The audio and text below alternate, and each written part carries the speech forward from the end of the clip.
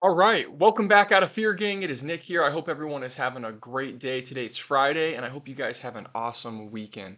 So, it is Pride Month. I'm just coming back to the channel, and I thought of something that I really wanted to do, and that is going back and reacting to my 8-part series, my story about coming out, getting clean and sober, my drug addiction, and I just wanted to see, you know, where I was then versus where I'm at now and what I was thinking and kind of talk to you guys a little more in depth about what I was going through during this time.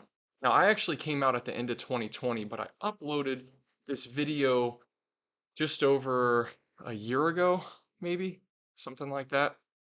Yeah, a little over a year ago. So, we're just going to jump right into this. And before we start, I got a quote for the day.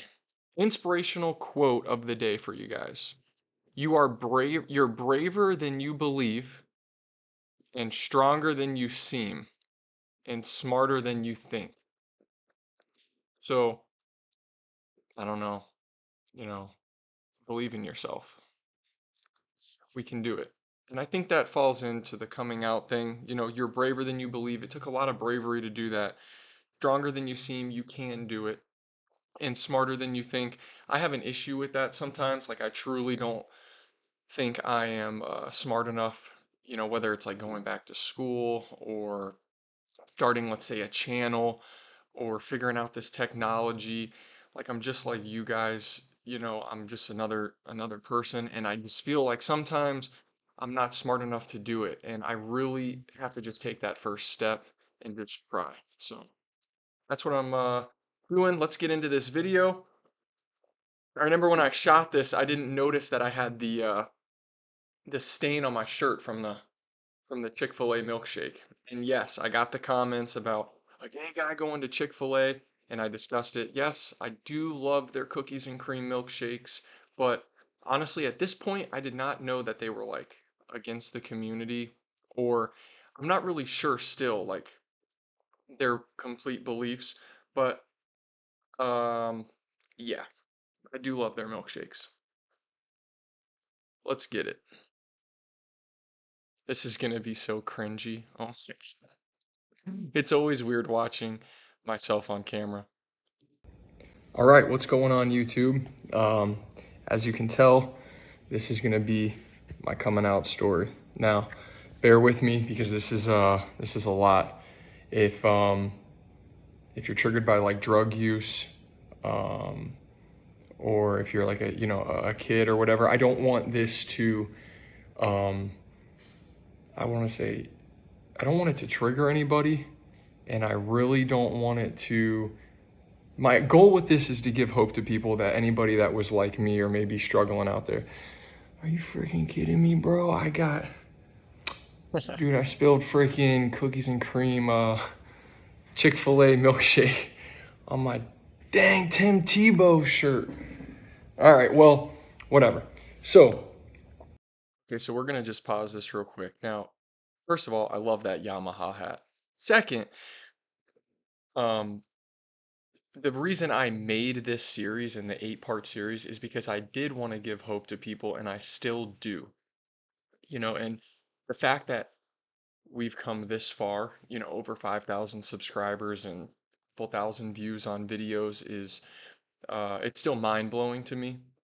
But that is the purpose of this channel, is to help others and make them not feel that they're alone, and I'm hoping I'm doing that still to this day. We're going to start this story, and we're going to start it back when I was, let's see, the earliest I can remember. So we're going to go back to when I was like 5 or 6, and my parents split up, okay, and my mom remarried, my dad remarried. Now, to understand this story, you got to understand a little bit about me and my background, and this is why I'm telling you. So my mom remarried to somebody that was. I have a challenge for all of you. Go to every computer in your house, your mom's, your dad's, your sister, your brother's computer, and install Honey. Wait, Mom, before you...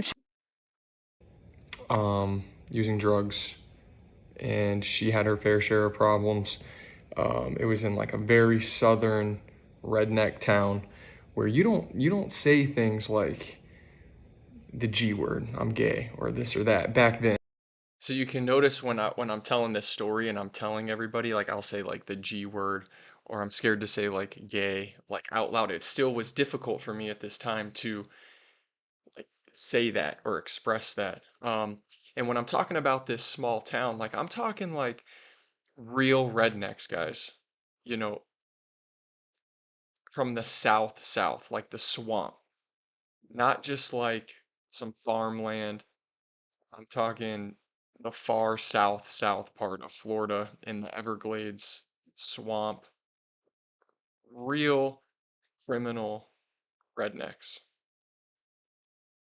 And in the 90s and stuff. Like I know it's been really accepted recently, but where I'm from, there you don't want to say that, and my stepdad went to prison, drug smuggling with his family and stuff, and it was a very not good lifestyle.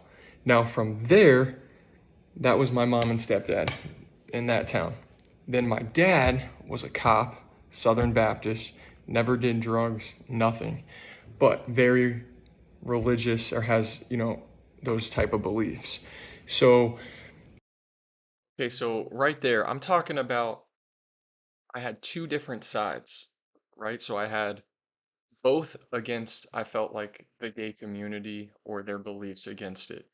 Now, it almost made me feel like a chameleon being able to blend into both sides, like literally good and evil. And, I feel like that played a big part in me, with my drug addiction and coming out and having to hide all that. I was able to blend in very well in any type of social situation, if that makes sense. And the fact that I even told this story, like I don't have a script in front of me. I literally just turned the camera on and winged it. So it still baffles me the fact that I can like put videos together just in one take, just go. Growing up, I could always be like a chameleon. You know what I mean? I could go to church on Sundays, and then I could be down in with my mom and them doing crazy stuff like on the weekends. And I was very good at blending in with people. You know what I I mean? forgot I even said So that. with those two things, being raised Southern Baptist, that was another thing that was like, you don't you don't say that. You know what I mean? Like you don't say like I'm gay, or I never met anybody that See, I did. still had a problem saying it right So there. that was very new to me. I didn't grow up with friends that were. I didn't grow up in like a big city or in like Seattle or New York or California. I'm from Florida. And I wasn't in like Miami. I grew up a little bit there, but I just was never around it, guys. So when I say I grew up a little bit in Miami, I'm talking about living with my grandparents when my dad was struggling um, to take care of me just because he had to work and hold this job and he couldn't watch me all the time. And then my mom was, struggling with her situations and, I had to live with my grandparents there for a while. Guys, so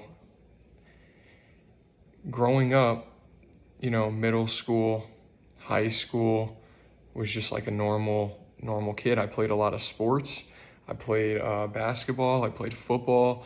I was on the swim team for 1 year, and I always had these feelings or these thoughts, like in middle school, that like I'm different, or maybe I'm like attracted to guys or whatever. But I would try to shake them off, and I would do research and I would pray about it, and I thought it may be a phase, it's gonna go away.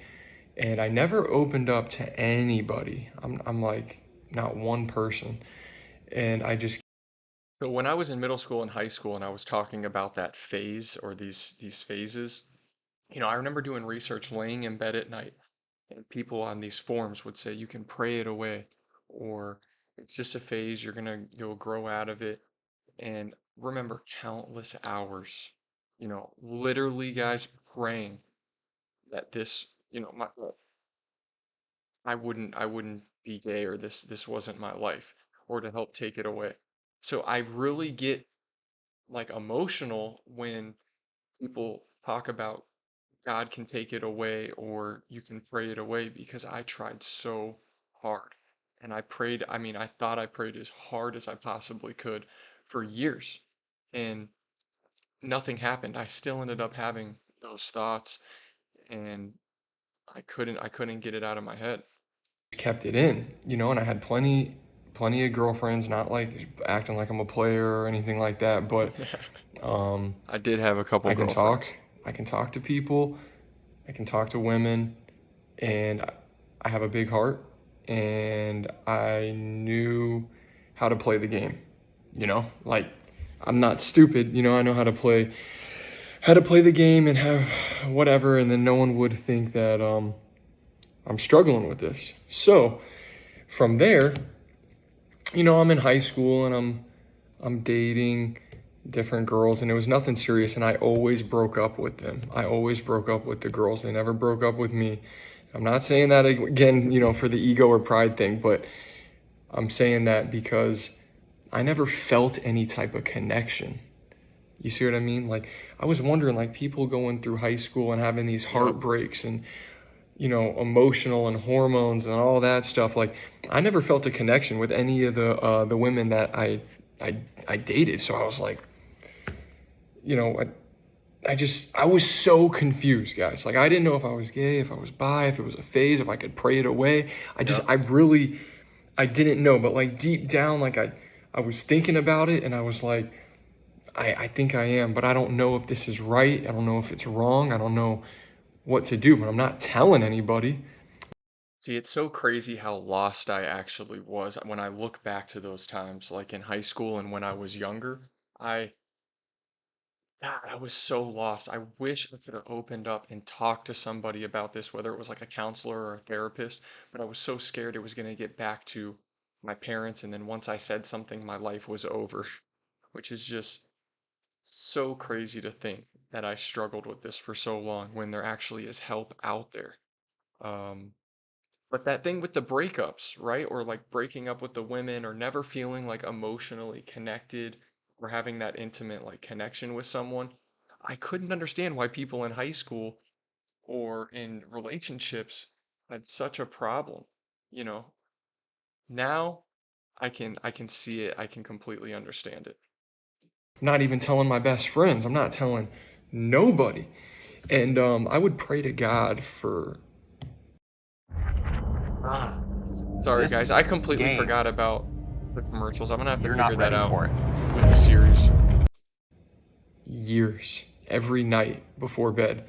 Please just make me normal. Please don't let me have these thoughts, and never, he never took them away, you know? And growing up in the church, and they say you should pray to your higher power, your God, he never answered those prayers. And if it's so wrong being gay and I'm going to burn in hell, then why would God make me this way? That's what I was thinking, right? Like, why would God make me this way Yep. if it's wrong and he doesn't want me? I'm gonna be real with you guys real quick. It has been one of the most difficult things I have ever done, was trying to rewire or reprogram the way that I think about my higher power or God, and not get almost a resentment at the church or a resentment at God because the way I was raised and brought up to believe. And I'm still working on it to this day, but it has gotten much better. So if you're out there and you're struggling with that, just know that you'll you got to find your own path and talk to as many people and get everyone's different perspectives. And then that's something personal for you. Don't feel that you have to believe something just because somebody is telling you that's what you have to believe in. I just wanted to put that out there because that's something I really did struggle with. Me to be this way. You see what I'm saying? Like, why would he want me to do that? Because it's not a choice. Like, if you think that I'm going against every single person in this world, and you think I'm like, I'm gonna be different. I'm gonna be different than everybody else. No. I prayed to be like everybody else because I didn't Yep. want to be different. You know how nice it'd be to be attracted to women, create a life with them, have kids, white picket fence, dog, cat, you know what I mean? Like I would pray for that. Um, so right around 16, 17 is when I started experimenting, of course, with drugs and alcohol like normal kids, you know. And I'm not saying if you're a kid out there that you should do it because you shouldn't. But I was Yeah, let's talk about that for a second.